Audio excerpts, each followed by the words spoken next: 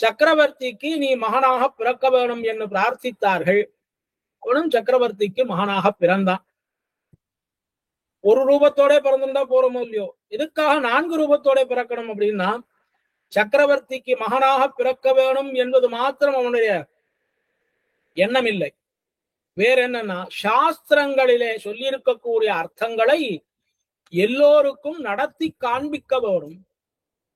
ஆகையினாலே ராமனாக சாமானிய தர்மத்தை நடத்தி காண்பித்தார். சாமானிய தர்மம் பெரியவர்கள் சொல்வதை கேட்கணும்.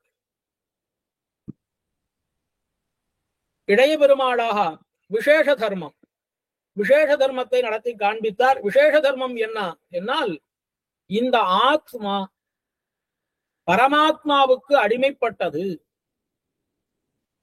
சேஷத்துவமே ஆத்மாவுக்கு ஸ்வரூபம் என்கிற நிலையை இளைய பெருமாள் வெளியிட்டார்.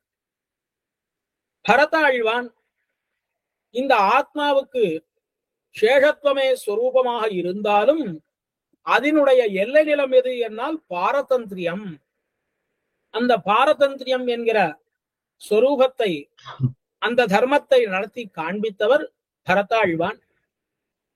இவைகளையெல்லாம் காட்டிலும் உயர்ந்தது என்ன என்னால், உற்றதும் உன் அடியார்க்கடிமை என்று சொல்லுகிறா போலே அந்த பாகவத சேஷத்துவம், பகவானுக்கு அடிமையாயிருத்தலும் அவனுக்கு பரதந்திரமாக இருப்பதை காட்டிலும் அவனுடைய பக்தர்களுக்கு அடிமையாகவும் அவர்களுக்கு பரதந்திரனாகவும் இருப்பதுதான் மிகவும் உயர்ந்தது என்கிற அந்த அர்த்த விசேஷத்தை சத்ருகுணாழ்வான் நடத்தி காண்பித்தார். ஆஹா, ராமாவதாரத்திலே இப்படி நடந்தது.